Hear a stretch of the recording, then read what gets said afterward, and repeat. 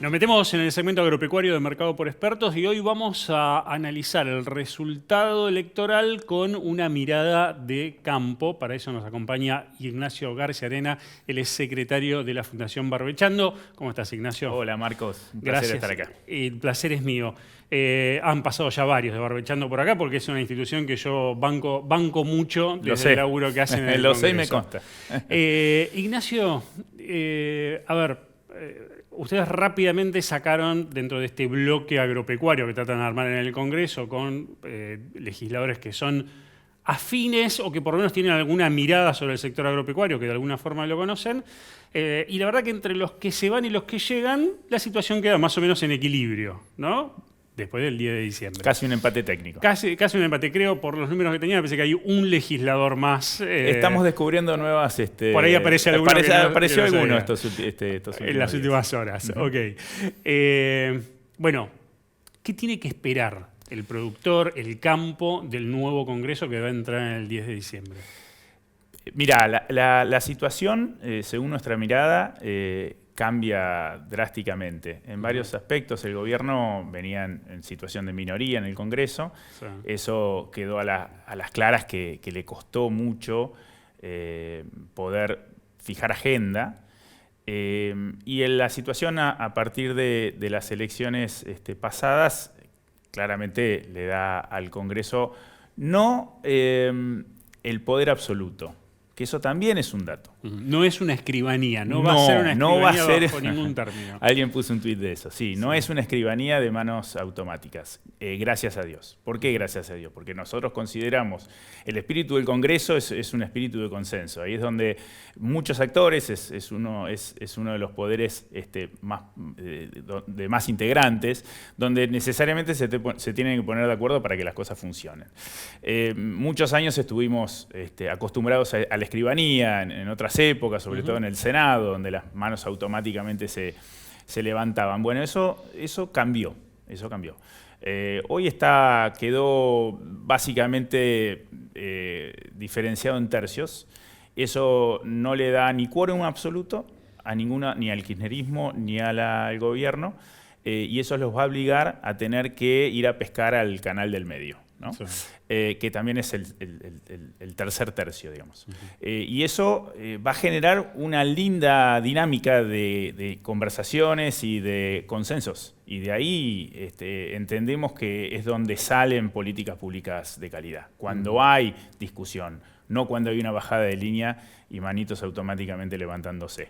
Entonces, ahora, eso es un desafío lindo. Sí, ahí hay un grupo que se esperaba que tuviera mayor llegada de legisladores, que es los de Provincias Unidas, aunque es también una cosa medio rara, porque, por ejemplo, dentro de Provincias Unidas tenés gente del PRO, tenés gente del radicalismo, tenés gente de distintos partidos, que finalmente no les fue tan bien en las elecciones. Y ahí me parece que había una base de voto amigable para proyectos que le interesan al sector agropecuario. Sí, que son los proyectos que les interesan a las provincias. Exacto. A ver, tenía ese espacio político que no le fue tan bien, de Provincias Unidas, tenía mucho más ascendencia sobre el Senado, ¿no? Que son básicamente los representantes de las provincias, sí. Son donde los gobernadores tienen mayor injerencia, ¿no? Es la Cámara, el Senado es la Cámara, donde los gobernadores tienen mayor injerencia. Así está diseñado nuestra República. Pero esto sí, claramente en ese sentido va a permear poco, pero también a los gobernadores los va a obligar también a tener que salir a negociar con el gobierno. Entonces, bueno, yo personalmente no lo veo tan mal a eso de tener que sentarse a charlar. Y eso va a generar necesariamente una conversación más rica.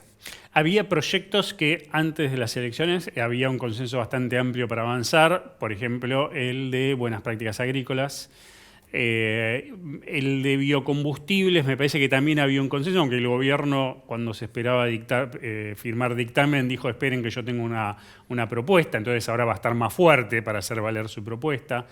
¿Pensás que eso se va a poder avanzar en algo en este periodo o va a haber que esperar ahora al 10 de diciembre, o sea, el próximo periodo legislativo? Arranco por la más fácil. Biocombustibles, ya había el gobierno dicho pateado la pelota para adelante. Sí. y los gobernadores de vuelta, porque es un proyecto del Senado, Sí, viste totalmente. cómo talla más las provincias en el Senado, esto que te decía hace un rato. Entonces hubo como una aceptación a esa posición, ¿no? Bueno, ok, vamos después del 10 de diciembre discutiremos.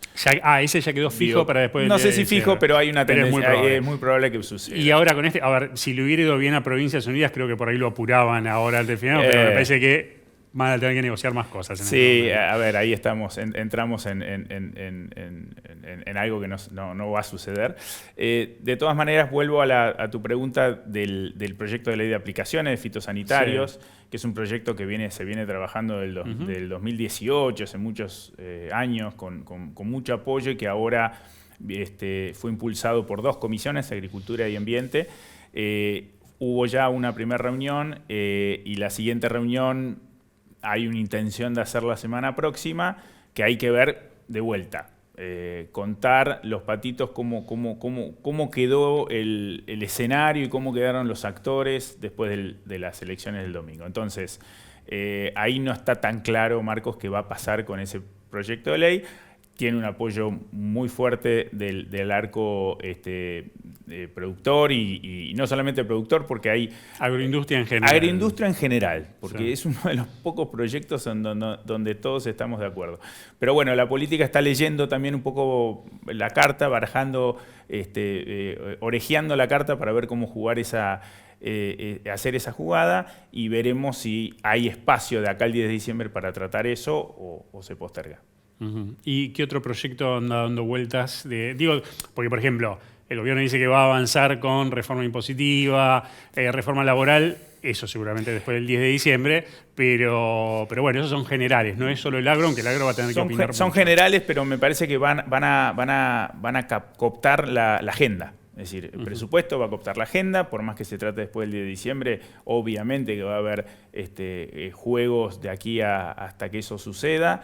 Y bueno, y estas reformas que ya lo mencionó el propio presidente la noche de las elecciones, donde claramente con este apoyo y este aval político se siente con fuerza de poder encararlo y nos va a tomar gran parte de la agenda. Y si nos toma gran parte de la agenda a nosotros, imagínate a un legislador, sobre todo a los legisladores que no tienen la experiencia. Hay varios legisladores que ya fueron legisladores, ¿no? Sí. De los que entran, pero hay otros que no. Y eso, la curva de aprendizaje suele ser compleja y suele traer complicaciones. Pero bueno, más allá de eso, no hay más allá de esos 2 proyectos que mencionamos y que hablamos hace un ratito, no hay vistas a que algo suceda. Sí, el listado de pendientes del agro, sí. Semillas y demás, hay varios. Semillas, pero nunca se pudo avanzar con el RIGI para el agro, como lo bautizamos muchos, y Benedetti, que es uno de los impulsores, ya termina ahora el mandato. Termina el mandato y ya habrá que ver si alguien toma la... Exactamente, entonces la expectativa a cortísimo plazo de acá a fin de año, no te diría que no hay otra. No hay otra. Con el tema de reforma impositiva, ahí obviamente las retenciones para el agro es importante porque el tema de los derechos de exportación esperamos que sea un debate. Está bien, nos falta, ahora se renueva la mitad de la Cámara de Diputados y un tercio del Senado. Hay que ver cómo llegan, con qué cabeza llegan esos legisladores y cuál es el proyecto final que se impulsa. Pero, ¿qué se está trabajando? ¿Qué se está viendo? ¿Hay un debate ya abierto sobre, si van a hacer reforma impositiva, veamos bien qué hacemos con los derechos de exportación? A ver, algo que a nosotros nos quita el sueño es la necesidad de que los impuestos sean potestad claramente del Ejecutivo, del Legislativo. Del Legislativo, un furcio. No te preocupes. De acuerdo a lo que dice nuestra Constitución. Claramente es eso, derecho de exportación por ley, así debería ser. Obviamente hoy hay una endija por la cual el Ejecutivo toma ciertas libertades que no son propias del espíritu Así que en ese sentido lo que desde el agro debemos apoyar y es esto de que los derechos de exportación sean por ley. No puede ser que un funcionario de segunda o tercera categoría sea quien defina que el impuesto distorsivo más importante de la República Argentina sea subido o bajado arbitrariamente. Eso no es algo que en estas reformas tributarias que vos mencionás, ahí deberíamos ser firmes para que eso suceda. Por último, más allá de esto que hablábamos de los legisladores que se van, los que llegan, ¿cómo ven el progreso de ese bloque legislativo agropecuario, por llamarlo de alguna forma, porque no es técnicamente un bloque? Bueno, ¿cómo ven el progreso de ese trabajo que están haciendo? Semánticamente lo llamamos espacio. Espacio. Espacio legislativo interpartidario del agro, el ELIA. Viene trabajando bien. Hasta hoy tenemos 63 legisladores. Con los cuales tenemos ese ida y vuelta desde Fundación Barbechando y desde Fundación Barbechando con otras instituciones con las cuales estamos trabajando, que somos 10, las 4 cadenas de los principales cultivos, más CREA, más APRESID, más ASA, más FADA y con INAGRO, una de las gremiales. Tenemos una conversación permanente con estos legisladores. Esos 63, si sacás las cuentas, es más o menos el 18% del total del Congreso, no es poco. Obviamente varios de esos 63 el 10 de diciembre se convierten en calabaza, pero bueno, están estos otros que ya están identificados y con los cuales ya estamos teniendo conversaciones, porque entendemos, legisladores que, como bien decías hoy al principio, entienden que si es importante para el agro, es importante para la Argentina. Y quiero aclarar que no son solo los famosos agrodiputados del año... Claro, es un perfil totalmente distinto. Sí, si querés.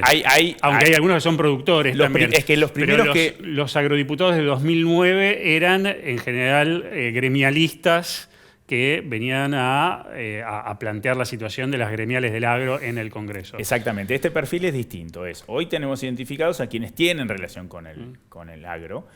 Sin embargo, lo que intentamos hacer nosotros es convocar a otros legisladores que, si bien no tienen nada que ver con el agro, entienden esto de que el agro es importante. Y hoy, de esos 63, hay varios que no tienen, desde origen no tienen que ver con el agro y sin embargo están dialogando con nosotros y entienden y apoyan. Y tomando esa agenda, digamos. Tomando esa agenda. Para apoyar o para oponerse también, porque hay cuestiones que van en contra y eso, el Congreso es fundamental. Una cosita y cierro con esto, que a mí me parece que es importante plantear esto. Tal vez muchos de esos legisladores después terminen votando por lo que define el partido, y no me parece mal que eso suceda, pero por lo menos es meter la voz en el debate previo a llegar al recinto y poder ayudar a que algunas cosas lleguen finalmente al recinto y tener más apoyo en la previa, ¿no? Y entender la problemática. Que hablen con nosotros no significa que firmen una declaración jurada diciendo que van a votar a todo lo que el espacio diga. Obviamente que en algún momento dado está tironeado entre lo que el espacio legislativo del agro entiende que es importante y por el otro lado las necesidades de su bloque. Es decir, imagínense un tironeo vertical y horizontal. Sí, claramente es así, pero el debate se enriquece no obstante. Porque en otro sentido, muchas veces las ideologías son las que tironean. Bueno, acá la idea es que no sean ideologías, sino que sea conocimiento. Ignacio, gracias. Gracias, Marcos. Seguimos con más Mercado por Expertos.